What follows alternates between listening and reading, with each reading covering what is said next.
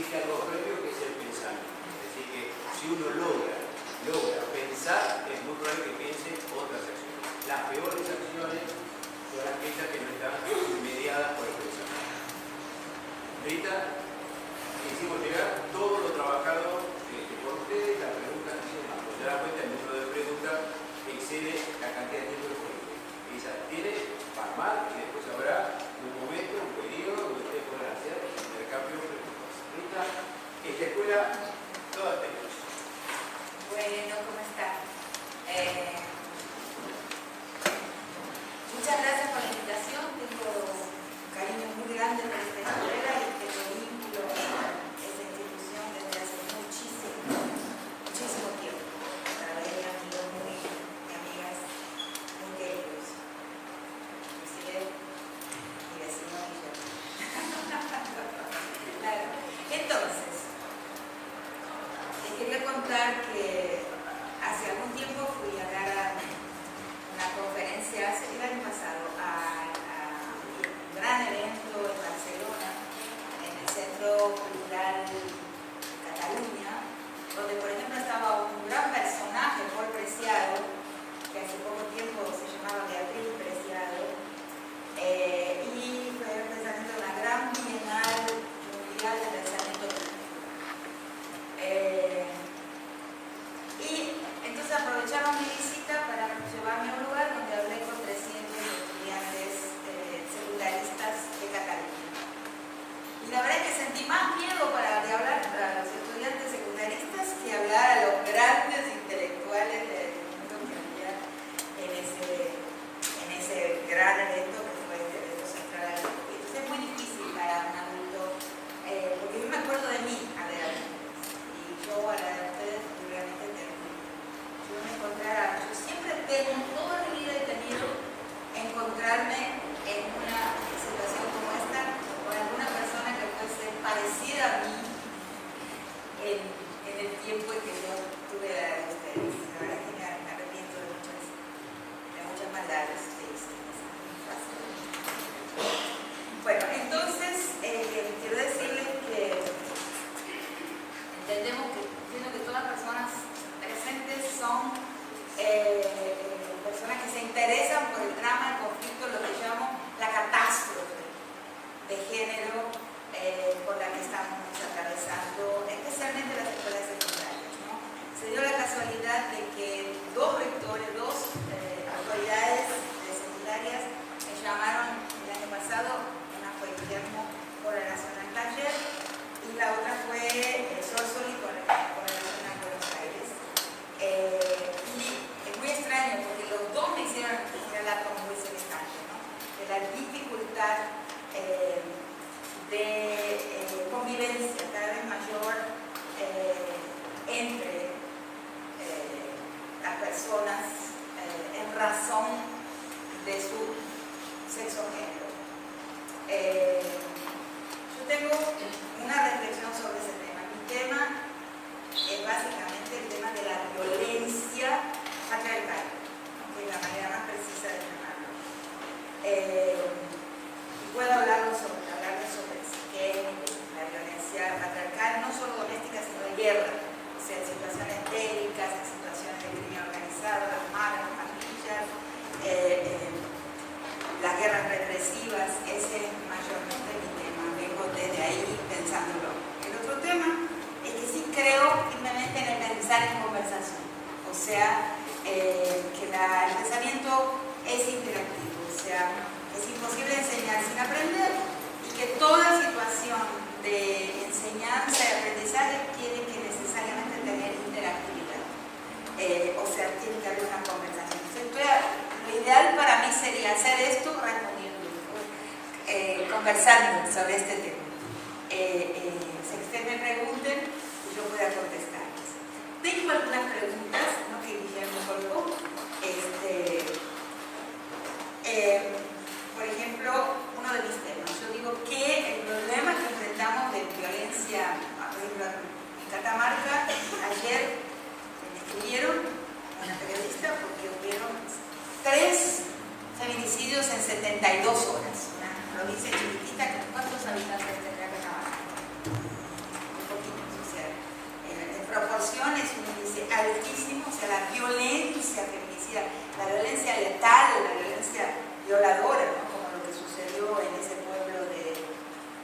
cordobeses, santafesinos, había pasado hace poquito, la semana pasada, de una violación multitudinaria a un muchacho. Esta violencia que se expresa sexualmente, ¿no? Está creciendo. O sea, a pesar de todas las leyes, todas las instituciones, las políticas públicas, ¿verdad? De todos los esfuerzos dentro del campo estatal, todas las leyes que las feministas hemos conseguido pasar en el campo del Estado, pero sin embargo no parece existir un tope, esa forma de agresión, que yo no les llamo violencia sexual, sino violencia por medios sexuales, porque rescato la sexualidad de ese tipo de agresión. Prefiero, y además para mí constatable a partir de una larga investigación que hice en las cárceles con violadores, que no se trata de una violencia con fines sexuales, pero es una violencia por medios sexuales. ¿Entienden la diferencia? Entonces, con eso conseguimos rescatar la sexualidad para fines más interesantes, ¿no? Y retirarla del poder, ¿no? A donde está en Occidente muy asociada la relación de poder con la relación sexual. O sea, ¿cómo podemos retirar y salvar la sexualidad de una relación que es de poder? Entonces, una de las cosas que resalto, que creo que ha surgido dudas sobre eso, o otras posiciones, porque sí creo que en primer lugar, antes que feminista soy pluralista, creo un mundo en plural. O sea, creo un mundo donde una pluralidad de tipos de gentes, una pluralidad de metas históricas, una pluralidad de formas de felicidad son posibles. O sea, antes que feminista, creo en esto, que la imaginación de la felicidad, de lo que sea la felicidad, debe ser plural, debe ser radicalmente variada. Y eso no es posible en el mundo. Tenemos ideas muy fijas sobre cómo es el ser feliz. Eso hay que desmontarlo, y hay que tratar de imaginar formas otras, en plural, de alcanzar el gozo, de alcanzar la felicidad, la satisfacción, la plenitud, el placer. Las formas del placer tienen que ser plurales. Eso es mi meta. Dentro de ella, el feminismo es uno de los caminos, uno de los movimientos sociales que tiende a esa meta. Bien, entonces, algo que digo, voy a decir varios temas míos y abro para una comunicación, para unas preguntas, para los que quieran utilizar mi corta presencia aquí entre ustedes. Es que el problema no es un problema contra los hombres, o sea, no es un problema entre personas, entre hombres y mujeres, a no ser en la medida en que el cuerpo de mujer y el cuerpo de hombre iconizan, son íconos de una relación que es patriarcal. Lo vieron en la computadora, tenemos los íconos, ¿no? El cuerpo nuestro es un ícono de una posición. No necesariamente va a vivir de acuerdo con esa iconicidad, pero es un ícono, o sea, un símbolo, pero prefiero usar la palabra ícono porque es realmente una figurita, ¿no? Una figurita que representa una posición en una relación entre posiciones. Y esa relación entre posiciones, que es la que estructura la relación entre la sociedad, se llama patriarcado. Entonces, la más básica, la más fundante estructura de desigualdad es la estructura patriarcal. Entonces, lo que nosotros tenemos que tener siempre claro es que la estructura patriarcal, que a veces se expresa en términos de religión, de moral, morales de los más diversos tipos, que la estructura patriarcal es un orden político. Y la política, por lo tanto, tiene que ser una política que va a intentar, si buscamos un mundo de más bienestar para más gentes, que es una manera muy horrible que haya esa obra, ¿no? Porque es difícil hablar con ese mayoreo. Sí. Es el patriarcado conspirando. La representación del patriarcado. Yo sí, pero a ver, es difícil concentrarse con ese tipo de teoría. Si yo fuera paranoica, diría eso.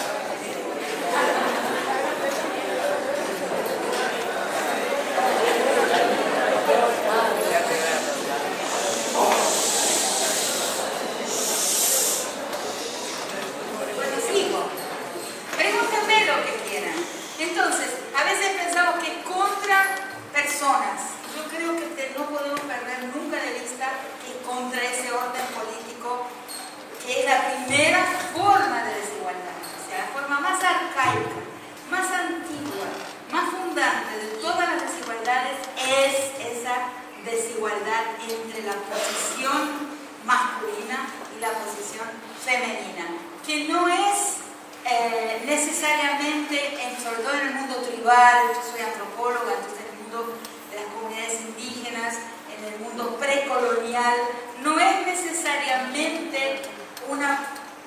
Es difícil explicarlo.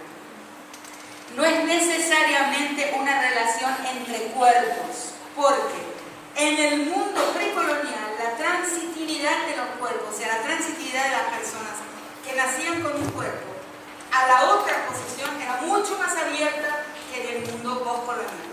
O sea, después de la colonia hay una obra, una cantidad de textos de un gran travesti peruano que se llamaba, desafortunadamente murió hace unos 3 años, era peruano pero su nombre era totalmente italiano, pero si quieren lo buscan en Google a aquellos a quienes les interesa este tema, se llamaba Giuseppe Campuzano, que él en un estudio de la colonia va a levantar todas las cédulas de la corona española, de la corona de Castilla en realidad, más que española, porque España se constituye un poco después. Por eso España no descubrió América, porque España no existía cuando nuestro continente aflora en la faz del planeta. Son muchos mitos de la historia, pero bueno, no es el tema. Él levanta las cédulas coloniales en que se va diciendo: al indio que se vista de India se le darán primero tantos latigazos, pues después dice, y si reincide se lo pondrá en el cepo, y así consecutivamente hasta la pena final, o sea, la muerte. O sea, quiere decir que el tiempo, y lo mismo, el indio que se vista de India y la india que se vista de India, los tránsitos, eso nos muestra claramente que en el mundo precolonial, los tránsitos en los pueblos indígenas, y hasta hoy es así, en diversos pueblos indígenas donde hay casamiento entre dos cuerpos iguales, pues son dos posiciones distintas. Entonces el tema del patriarcado no son los cuerpos, sino las posiciones de la posición masculina y la posición femenina, que eso sí es una estructura simbólica permanente que preserva el patriarcado, cuida y custodia muy rigurosamente. Entonces, en el mundo precolonial y hasta hoy los pueblos comunitarios, los pueblos indígenas, esos tránsitos, los tránsitos transgénero, los tránsitos de varios tipos de sexualidades, eran mucho más abiertos, son hasta hoy mucho más abiertos que en el presente, que en el mundo moderno postcolonial. Con la criollización, por ejemplo, de nuestro país, uno va viendo los chistes, el cerramiento colonial de esa transitividad. Inclusive en Tilcara, donde en parte vivimos, siempre hubo en la comunidad tilcareña un transexual. Actualmente es la anterior. Siempre hubo a lo largo de la historia de las generaciones alguien que fue preservando en el mundo andino, de esa quebrada Humahuaca, en la localidad que conocemos profundamente, una persona que representó esa tradición. Pero también el criollismo fue, hasta hace poco vivía la monona, por ejemplo, un personaje importantísimo en ciertos eventos importantísimos de la localidad, y era una transexual. Después, recientemente, la muchacha actual, se llama se me fue el nombre. Siempre a lo largo de cada generación tuvo un representante de esa tradición que va al mundo precolonial, va anterior a la llegada del español y después de la República Criolla. ¿Entienden? Bien. Entonces, nuestro mundo es que va cerrando el patriarcado, la modernización, la biologización de los cuerpos, o sea, la biologización de los géneros es un fenómeno moderno, no es un fenómeno anterior al mundo moderno colonial. Pero, entonces, nuestro tema es ese, ¿no? El patriarcado y sus víctimas. Ahí surgen algunos temas, ¿no? ¿Quiénes van a las marchas, por ejemplo, ¿no? ¿Quiénes son? Primero, que el patriarcado es un tema de poder. Entonces, nuestro enemigo ahí es el poder. Siempre hay que tener claro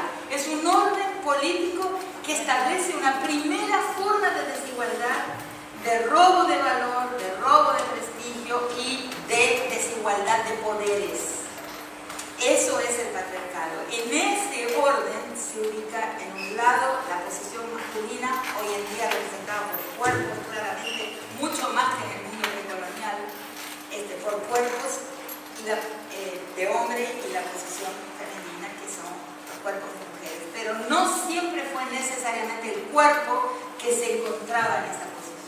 A lo largo de esa historia, en el mundo prepatriarcal, no eran los cuerpos, sino la posición misma, o sea, los roles.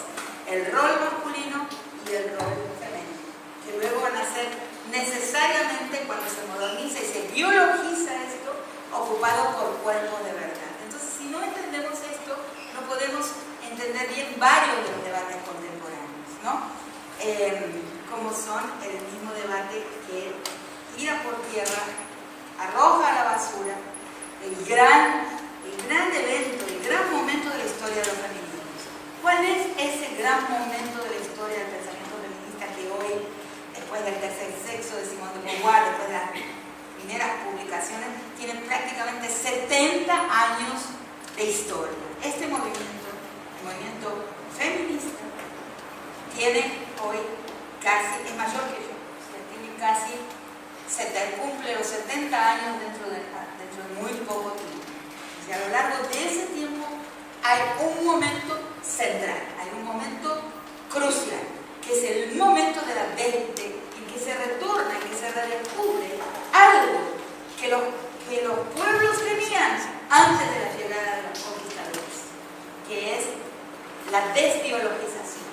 O sea, se levanta, el feminismo consigue entender que la determinación biologista es un error y es una trampa opresiva.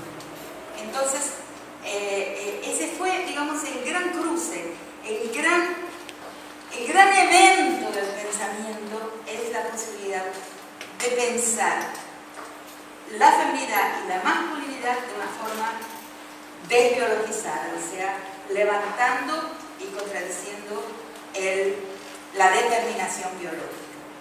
Eso es muy importante saberlo, porque no podemos hoy tirar, como se dice, el bebé con la pelela, como es el pis con el bebé. Cuando uno tira el agua sucia con el bebé. No podemos desconocer el avance y partir de cero. Es muy equivocado desconocer la historia y los estratos de esa historia de un movimiento crítico y insurgente, creo que el más insurgente de todos, el más importante en la historia de las insurgencias, que es el movimiento feminista en su variedad muy grande al interior. No podemos desconocer sus momentos para pensar el presente, sino estamos muy arriesgando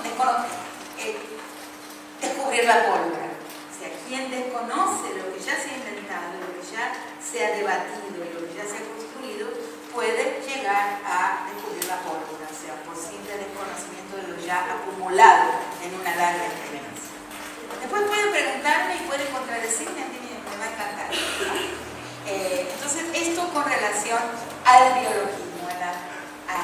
¿Qué es el feminismo? El feminismo es un movimiento que busca la igualdad, que busca el fin el fin del patriarcado, busca cuáles son los efectos del patriarcado. Eso tiene que ver con la discusión en el presente sobre quién puede ir a una marcha, quién no puede ir a una marcha, o sea, quiénes son los afectados y las afectadas del patriarcado. Ahí hay una gran diferencia de opiniones. Mi opinión es la siguiente, que pueden ir a una marcha todas aquellas personas a quienes el ojo patriarcal percibe en desacato. O sea, el ojo patriarcal percibe a nosotras, las mujeres, solamente por llevar un cuerpo de mujer, como en posibilidad de desobediencia, como en posibilidad de desacato con relación al patriarcado. Por eso nos vigilan. Por eso cuando salimos a la calle todos los días tenemos que pensar más o menos si estoy presentable en el ojo público, si estoy muy escotada, si la pollera es muy corta, si el lado es muy largo, si me pinté los labios muy rojos. Todo eso una mujer naturalmente, espontáneamente, que no quiere enfrentar un problema bajo el ojo público, va a vigilarse porque hay una sospecha moral sobre toda mujer naturalmente. Siempre se sospecha de sus intenciones. Todos somos así. Mujeres y hombres fuimos enseñados, fuimos educados a adquirir un ojo patriarcal sobre el mundo. algunas mujeres nos vamos desconstruyendo, vamos limpiándonos de esa mirada patriarcal sobre el mundo, ¿sí? Otras no lo hacen, otras trabajan a favor de la reproducción de ese ojo patriarcal y de ese patriarcado. Es así, es innegable que es así, ¿no? Infelizmente es así. Toda mujer en algún momento siente el peso de ese ojo y la sospecha moral sobre su ser, sobre su persona, pero algunas lo justifican y dicen que es el orden de la normalidad, lo normal. Y otras, afortunadamente cada vez más, lo vamos viendo como un orden equivocado, un orden de poder, un orden injusto, que sospecha de nosotras solo por el cuerpo que llevamos. También ese orden patriarcal sospecha de desacato a los trans, o sea, las figuras que no se comportan y no van a realizar una sexualidad y un deseo conforme a su determinación biológica, ¿no? Entonces, el mundo LGBTTIQ+, y ese más es fundamental, porque en última instancia existen tantas sexualidades como personas. En el mundo de la sexualidad no hay normalidad. No existe la normalidad. La norma es una invención colonial moderna. No hay mucho tiempo para explicar esto, otro día lo explicaremos. Pero la modernidad inventa la normalidad. Y todo lo que es una diferencia se transforma en una anomalía. Y eso es causa de una gran cantidad de sufrimiento en el mundo de hoy. O sea, la modernidad tiene una gran dificultad en digerir la diferencia. No puede hacerlo. O sea, el mundo del humanismo. No sé si ustedes ya llegaron, no han estudiado, son muy chiquitos. Un mundo donde hay el ser humano modelar, ¿no? El ser humano. ¿Vieron aquella imagen de Leonardo da Vinci? Que está el ser humano normal. Ese es el pasaje, ¿no? Renacentista al mundo humanista, al mundo de una humanidad única y general para el planeta. Que nos parece que es una gran invención, ¿no? El ser humano. Sin embargo, no es una gran invención. Ha causado mucho daño y mucho sufrimiento, porque la diferencia ahí con relación a ese sujeto humano, cualquier diferencia, ¿no? Se transforma en una anomalía y algo que hay que o destruir o procesar y digerir con mucho esfuerzo para que pueda ser integrado en esa idea padrón, en esa idea modelar de un ser humano, ¿no?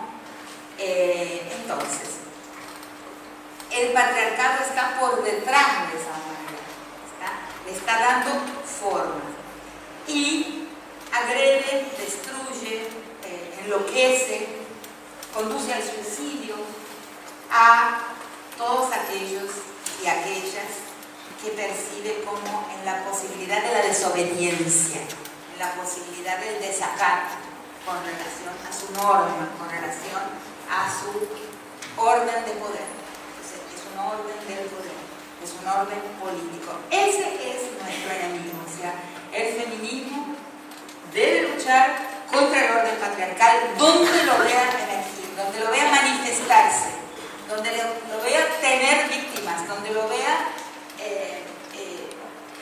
victimizar, reducir, oprimir, depredar, rapiñar, expropiar, donde vea que el orden patriarcal realiza todos esos gestos opresivos, es ahí que lo atacamos, pero no en las personas, no necesariamente en las personas, sino en las personas como representantes y custodias de ese orden de opresión.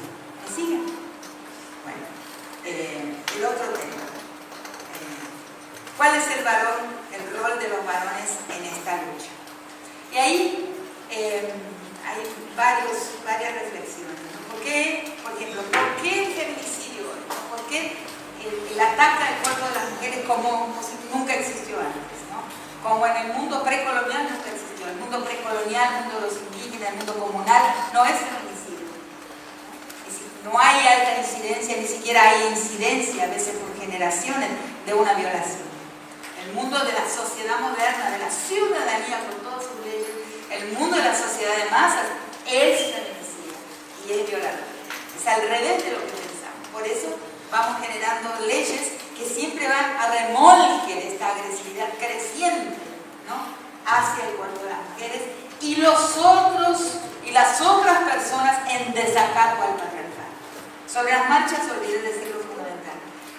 Mi posición es que deben ir juntas las personas que sufren la opresión patriarcal, o sea, son las personas que el ojo patriarcal, que el orden patriarcal leen desacato con relación a su pauta, con relación a su patrón de poder. Esas personas pueden y deben salir a la calle en defensa de su posibilidad de existencia frente a la opresión patriarcal. ¿Me siguen? Entonces, sí pienso, ¿no?, creo que ese es un tema de debate, de que a veces en un cuerpo de mujer puede estar una posición política pro-patriarcal, o sea, de defensa del patriarcado. Y creo que hay infinitos ejemplos, algunos conocidos por nosotros y nosotras, y otros de figuras políticas, o sea, que han defendido la guerra, que han defendido, que han tenido una posición. Condoleezza Rice, ¿no?, la ministra negra de Bush, la ministra de la guerra, ¿no?, bajo ella se condujo la guerra en Estados Unidos en el tiempo de la presidencia de Bush, una mujer negra y mujer.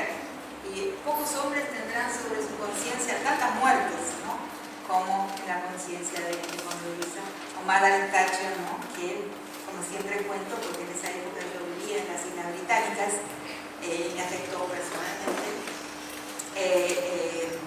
cerró todas las creches públicas, todas las guarderías públicas fueron cerradas. Ningún primer ministro hombre cerró todas las guarderías públicas y mandó a las mujeres a la casa. En Inglaterra, en esa época existía un problema de empleo, o sea, el mercado de trabajo se había reducido dramáticamente y no había acceso al trabajo. Entonces, ¿qué hace Margaret Thatcher? Retira a las mujeres del mercado de trabajo, las retira de la competencia por tener trabajo. ¿Y cómo lo hace? Cerrando las guarderías públicas y mandando entonces a todas las mujeres a su casa, ¿no?, para que no compitan por un empleo con los hombres. Lo hizo una mujer, no lo hizo un hombre. Entonces, un ejemplo claro de una postura patriarcal, este ejemplo de la historia de Inglaterra. Bien, entonces, ¿cuál es el rol de los varones? ¿Por qué los varones se están manifestando, como lo vemos en las noticias todo el tiempo, esa gran agresividad de la masculinidad de los hombres hacia las mujeres, ¿no? Mi lectura, mi hipótesis sobre ese tema es que la vida se volvió precaria, o sea, el hombre no puede más cumplir con sus mandatos de potencia, sus mandatos de poder. Ser hombre significa tener algún poder mostrar al mundo que se tiene algún poder en la mano. Esos poderes son diversos, yo mafié hasta 6. A lo mejor ustedes, en la edad que ustedes tienen, en la experiencia por la edad, la generación a la que pertenecen, podrán hasta pensar algún poder que yo no pensé. Yo pensé en las siguientes potencias o poderes masculinos. Y el sujeto varón, el sujeto hombre, va a tener que mostrar al mundo, a los otros hombres sobre todo, pero también a sus familias y a las chicas también, que tienen por lo menos alguna de estas potencias. No es la potencia sexual, ¿no? Pero hay otras sí, ¿no? La potencia bélica, o sea, que pelea bien, dependiendo de qué tipo de sector de la sociedad viva esta persona. Si es un pandillero, por ejemplo, que mata bien, que pelea bien, que da una buena trompada, la potencia bélica, ¿no? La potencia económica, ¿no?, que tiene más platita en el bolsillo como para sacar a una chica a pasear y pagarle todo, o en fin, exhibir una potencia económica. Ya más a mi edad se va notando, pero en la edad de ustedes de alguna forma también, aunque no tan clara, la potencia política. O sea, un sujeto masculino va a tener que mostrar que tiene, si puede mostrar que tiene una potencia política, no sea elegido como candidato a algo al centro de estudiantes o como concejal o como diputado o como presidente, o sea, esa potencia política es parte también de la virilidad. La potencia intelectual, ¿no? El profesor, o sea, siempre miramos a una figura masculina como capaz de representar, ¿no? El que sabe, ¿no? La potencia moral, el juez, el legislador, aunque haya mujeres ahí, pero es una posición masculina. Entonces, el sujeto hombre, para ser hombre, va a tener que poder ejecutar ante los ojos de los otros alguna forma de poder, ¿no? Piénsenlo bien, que lo muestra como sujeto viril, ¿no? Son formas de la virilidad, ¿no? Lo que pasa es que en el mundo presente, que es un mundo donde hay muy pocos sujetos potentes, los dueños de la fortuna, los dueños de las empresas, los dueños del Estado, es cada vez posible para menos hombres mostrar una potencia. O sea, hay una despotencialización de la posición masculina. Y eso no se debe a que las mujeres hemos ganado terreno, porque ese dicho de que las mujeres hemos ganado terreno es falso. Si ustedes miran los estratos salariales, no se han movido del lugar. Las mujeres ganamos menos para trabajos iguales en cualquier país del mundo. No hay tal éxito de los femeninos. Habrá un éxito en las clases medias, en las clases ilustradas, en alguna cosa, ¿no? Pero cuando uno va a ver la economía, la macroeconomía, va a ver que nosotras las mujeres todavía no hemos salido del lugar. Mujeres con el mismo grado de educación, con la misma escolarización, que han hecho los mismos grados, o más todavía, más grados de universidad, más posgrados que los varones, ganamos menos. Entonces, no hay tal revancha de los hombres porque las mujeres estamos mejor, porque no estamos mejor. En la economía, en la base material de la vida, no estamos mejor como género, o sea, con una gran cantidad de gentes. Habrá algunos casos, ¿no?, en que algunas mujeres, que todavía son una gran minoría, han adquirido posiciones profesionales, etc. Pero eso es una proporción muy pequeña con relación a la masa de la población mundial. Entonces, ¿a qué están reaccionando los hombres? ¿Por qué están matando? Porque la posición de potencia, de poder esperada como la posición viril, como la posición del sujeto masculino, está depredada, está precarizada por la economía, está precarizada por la precarización de la vida y por la imposibilidad que el sujeto viril, el sujeto hombre tiene hoy para exhibir sus potencias, porque ha habido un secuestro de la potencia por una minoría como nunca fue. O sea, si siempre hubo desigualdad en el mundo, en el capitalismo, un mundo de desiguales con relación a la economía, lo que hoy escribo en mis textos es que hablar de desigualdad es poco, ya no describe la realidad. Hoy lo que describe la realidad es hablar de un mundo de dueños. Eso se constata, donde pongamos los ojos, se constata que hay un pequeño número de personas que son dueños son hombres además, son dueños de la vida y de la muerte, de la naturaleza, la vida y la muerte del mundo, de la naturaleza, del mundo como vida natural y de los cuerpos y de las personas. O sea, tienen una tan grande capacidad de compra, esos, por ejemplo, 8 dueños de una riqueza igual a la mitad de la población del mundo. Tienen una tal capacidad de compra de la vida y la muerte que ellos se han adueñado del planeta. Por ejemplo, el proceso de adueñamiento de tierra del planeta, inclusive en nuestro propio país, el adueñamiento de la Patagonia, eso afecta, incide, ¿no?, en la historia del patriarcado e incide también en la en el hecho de que algunos personajes, de que algunos hombres, para colocarse en la posición viril, de la cual están absolutamente expulsados por la gran precarización de su propia vida, de su propia capacidad de potencia, necesiten matar y violar. El feminicidio y la violación son síntomas de una sociedad donde la virilidad en el sentido tradicional ya no puede ocurrir, ya no puede. Son los últimos gestos de un ahogado. Son los últimos gestos de un ahogado, ¿me entienden? Entonces, ¿cuál es el rol de los varones en esta lucha?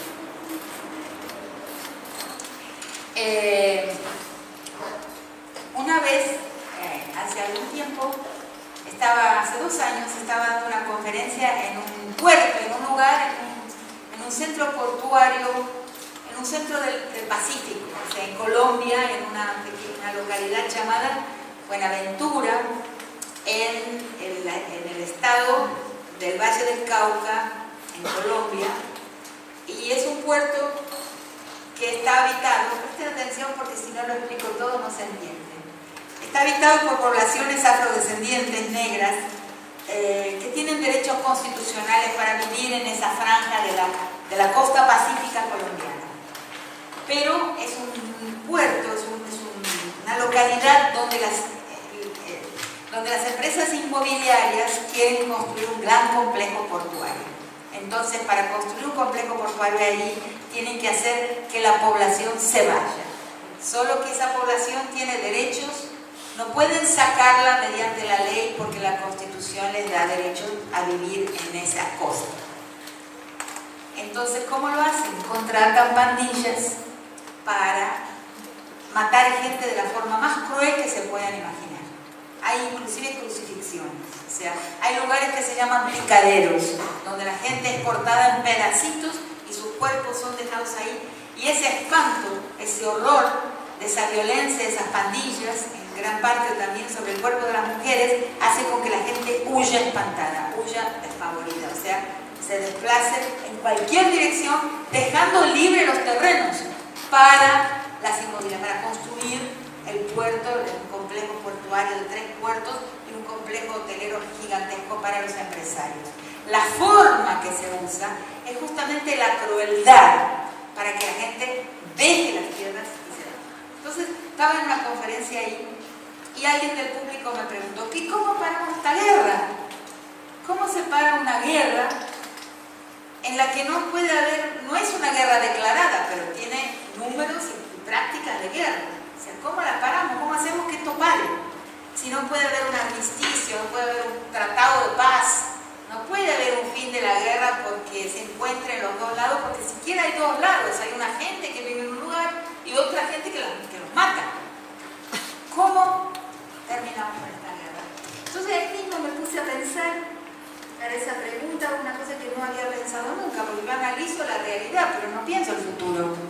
¿Cómo podemos hacer esto? Y entonces se me ocurrió una solución que es hasta hoy una de mis grandes ideas, estoy convencida de eso, de los últimos tiempos. Él dijo, la única forma de parar esta guerra es obvia, es desmontar el mandato de masculinidad. Si no hay mandato de masculinidad, no hay mano de obra para esta guerra, no hay a quién reclutar, porque esas guerras, como son las guerras de la Mara Salvatrucha en El Salvador, o las pandillas en México, o las pandillas en Colombia, donde estoy contando este proceso, la mano de obra a veces son niños de 10 años, de 12 años, más chiquitos que ustedes, que ya matan. Cuanto antes matan, más muchachito, más hombrecito es. Se van a gloria diciendo quién ya mató. Quien ya mató ya tiene una medalla de masculinidad. Entonces, si se desmonta el mandato de masculinidad, ¿qué quiere decir? No el desmontar el derecho de ser varón, no, eso, hombre, eso no, sino si ser varón no significa estar supeditado al orden patriarcal, que es un orden de poder. ¿Cómo se hace para que puedan existir varones no patriarcales. Es una gran reflexión pendiente. O sea, ¿qué quiere decir que existan varones no patriarcales? Quiere decir que existan varones que no se ofrezcan como recurso humano para la guerra, para ningún tipo de guerra. Entonces me di cuenta de lo siguiente: si se desmonta el mandato de marido, ¿por qué? Porque los varones son las primeras víctimas. ¿En qué sentido? Se curvan a un mandato que los hace morir antes. Pensemos en esos territorios de los que les estoy hablando, que son territorios extremos de la violencia de género, que son territorios de la guerra difusa, ¿no? Que es una guerra hoy que se realiza en el cuerpo de las mujeres. O sea, el cuerpo de la mujer, sí, durante toda la historia de la humanidad. Creo que voy a pasar, se están distrayendo. Creo que el spam de la amplitud de tiempo de concentración se está cumpliendo en un minuto, entonces voy a parar y voy a responder preguntas. Pero déjenme